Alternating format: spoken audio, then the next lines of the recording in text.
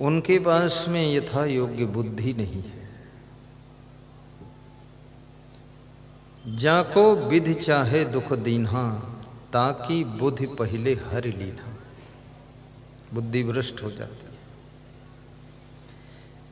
विचारक कहते हैं जिसको ब्रह्मा दुख देना चाहते हैं तो सबसे पहले उसकी बुद्धि हर लेते हैं, बुद्धि भ्रष्ट कर देते हैं। गलत डिसीजन लेगा, गलत बात सोचेगा। और बुद्धि पूरी जिंदगी का स्टीयरिंग है। जब बुद्धि ही गलत सोच रही है, बुद्धि ही नहीं है, बुद्धि हर ली गई है, बुद्धि भ्रष्ट है। कई तरह के भ्रष्ट होते हैं। राजनीति में तो इतना ही कहते हैं ये भ्रष्ट सरकार है। अब किस तरह से भ्रष्ट है ये पता नहीं। घोटाला किया है तो भ्रष्ट है, कि कहीं व्यभिचार किया है उसमें भ्रष्ट है। समाज में तो जो व्यभिचारी होता है उसको भ्रष्ट कहते हैं, लेकिन शासन में जो घोटाला करे वो भ्रष्ट है।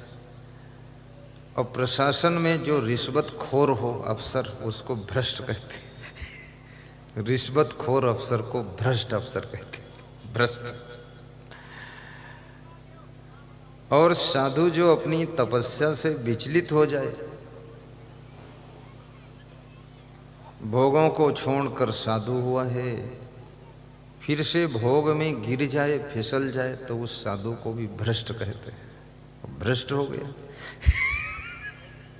कई मॉडल के भ्रष्ट होते हैं। भ्रष्ट एक कॉमन शब्द है, वो कई जगह प्रयोग होता है। तो जिसकी बुद्धि भ्रष्ट हो गई, अब बुद्धि भ्रष्ट हो गई तो अब बचा क्या। और बुद्धि क्यों भ्रष्ट होती है? ध्यायतो विषयान पुंसा संगते स्पजायते संगात संजायते कामा कामात क्रोधो विजायते क्रोधात भवत सम्मोहात सम्मोहात स्मृति विभ्रमा स्मृति भ्रंशात बुद्धिनाशो बुद्धिनाशात प्रणश्यति। बुद्धि का नाश बहुत लास्ट में हुआ जाकर। ये स्थित प्रज्ञ के लक्षणों के अध्याय का श्लोक है। ध्यायतो विषयान पुंसा। बुद्धि ऐसे डायरेक्ट भ्रष्ट नहीं होती। कोई यदि ये सोचे कि हमारी बुद्धि ऐसे भ्रष्ट हो गई, ऐसे नहीं, उसका बहुत बड़ा लंबा सिस्टम है। कैसे भ्रष्ट होती? ध्यायतो विषयान पुंसा। जो मनुष्य निरंतर विषयों का ध्यान करता है, गौर करना इस बात पर, निरंतर विषयों का चिंतन करता है। ध्यायतो विषयान पुंसा संगते स्पजायते। तो उन विषयों के प्रति उसके मन के अंदर आसक्ति पैदा हो जाती है। आसक्ति को इंग्लिश में किलिंग कहते हैं, यानी वो चिपक जाता है। फिर उसमें आसक्त हो जाना यानी चिपक जाना। और जब उसमें आसक्त हो जाता है, संजात संजायते कामा, तब उसके अंदर उन विषयों को भोगने की आसक्ति के कारण कामना पैदा होती है कि अब इनको भोगूं, ऐसा मन में इच्छा होती है। इसलिए ध्यान सिखाया जाता है कि ध्यान विषयों का न करो, ध्यान प्रभु का करो, ध्यान इष्ट देव का करो, ध्यान कोई देवी देवता का करो, या ध्यान गुरु का करो, या ध्यान कोई पवित्र पुरुष का करो। ध्यान की व्यवस्था इसीलिए क्योंकि ध्यायतो विषयान पुंसा।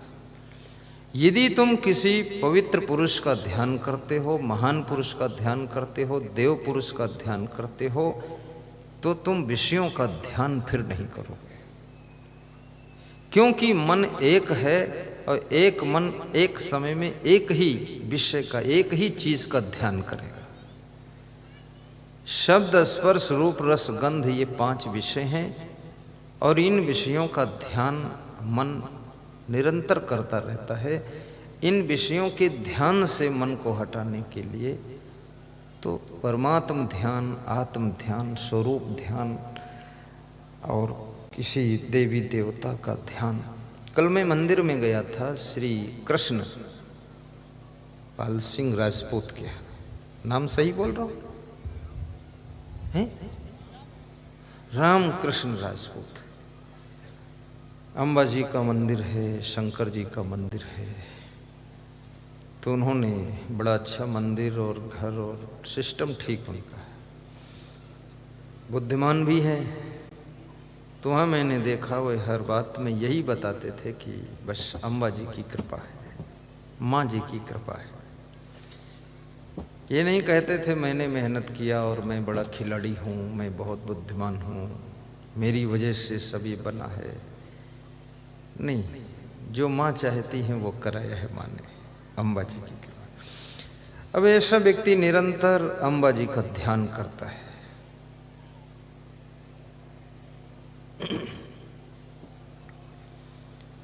उनको मैं धन्यवाद देता हूँ।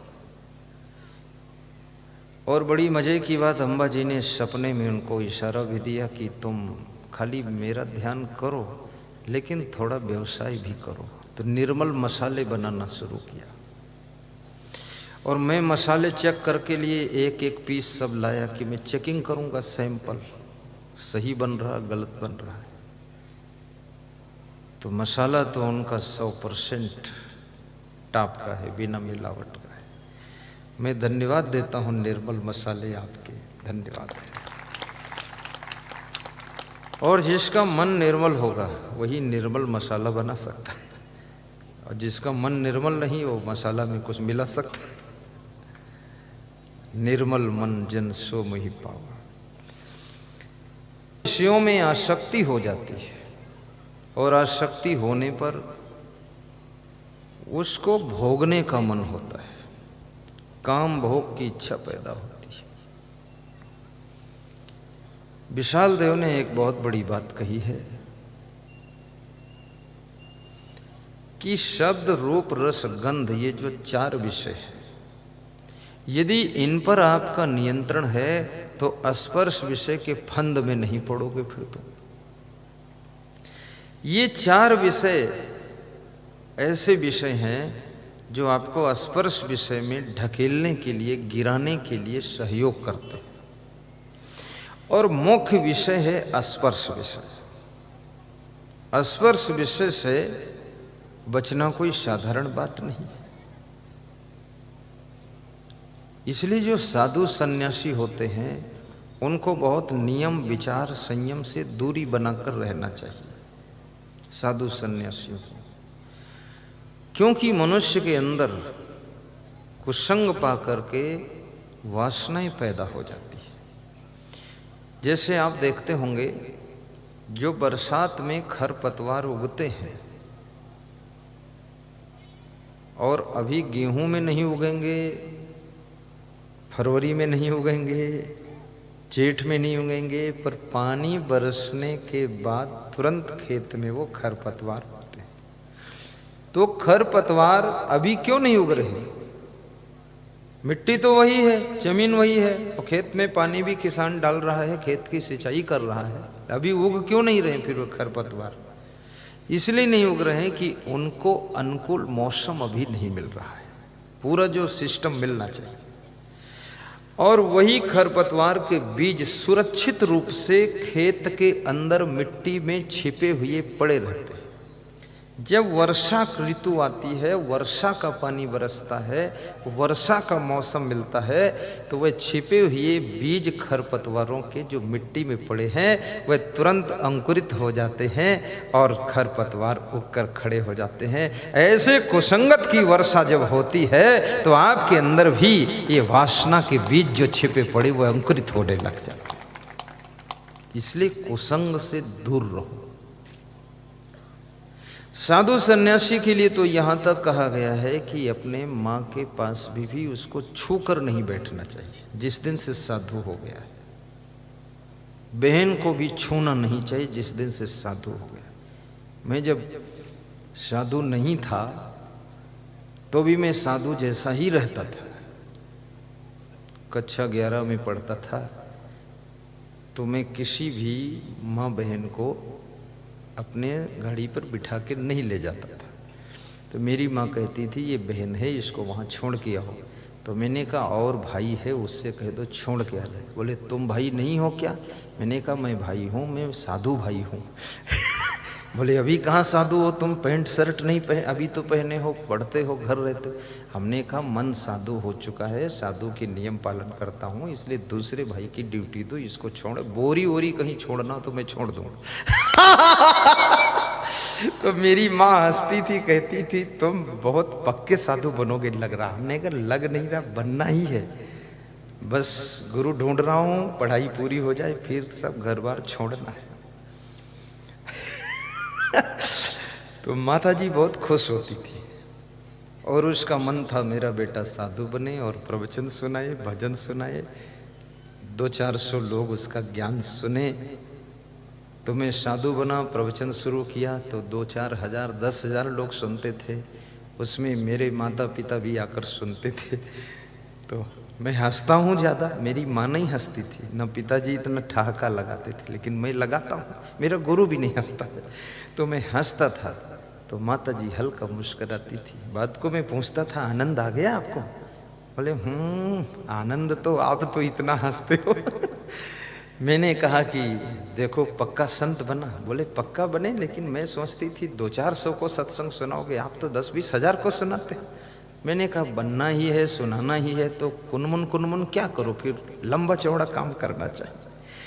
तो साधु के लिए यहाँ तक नियम बताया गया। लेकिन कबीर साहब भी कहते हैं, मैं क्यों साधु की परिभाषा बताता हूँ, इसलिए बताता हूँ कि आपको भी पता होना चाहिए साधु के लक्षण क्या होते हैं।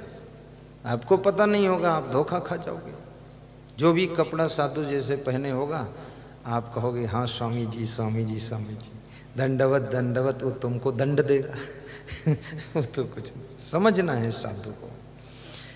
तो वो साधु का लक्षण है। संगेत संजायते कामा, कामात क्रोधो विजायते। जब उसके अंदर भोगों की इच्छा पैदा होती है और भोग भोगने में जब बाधा पड़ती है, जो भी बाधक बनता है तो उसके ऊपर क्रोध आता है। आपकी कामनाओं में जब बाधा आती है तब आपके अंदर भयंकर क्रोध पैदा होता है। किसी प्रकार की कामना हो, ऐसा नहीं काम वासना की कामना, और भी कामनाएं बहुत होती हैं।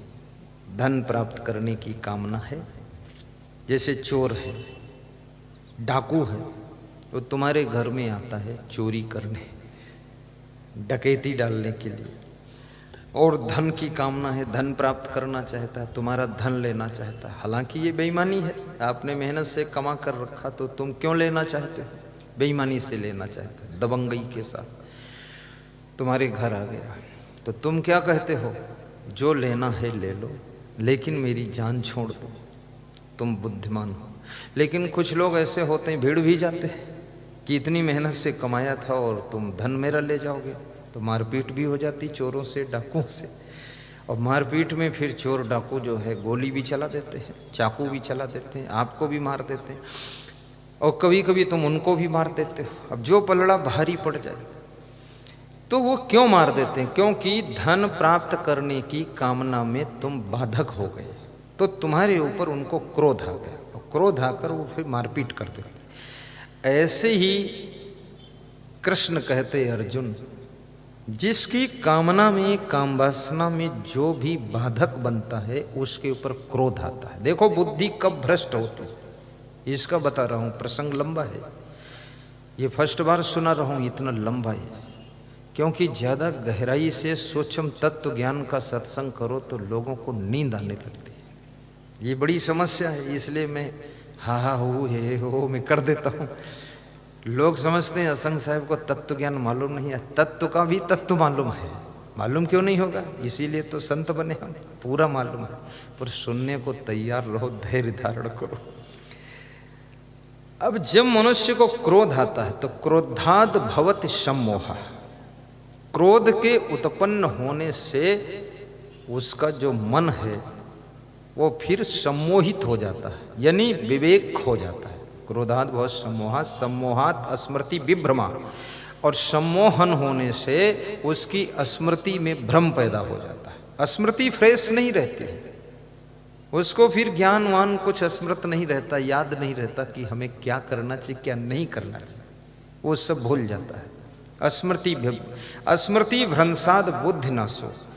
स्मृति में भ्रंश होने से बुद्धि का नाश हो जाता है, और जब बुद्धि का नाश होता है, बुद्धि नाशात प्रणश्यति, बुद्धि का नाश होने के बाद उसका पूरा पतन हो जाता है, विनाश हो जाता है, और वो व्यक्ति फिर संसार में मुंह दिखाने लायक नहीं रह जाता है। इसलिए याद रखना, आपकी बुद्धि भ्रष्ट ना हो, बुद्धि नष्ट ना हो, बुद्धि बची रहनी चाहिए, और बुद्धि में शुद्धि आनी चाहिए। अब ये सत्संग क्या करता है? ये आपकी बुद्धि को शुद्ध करता है।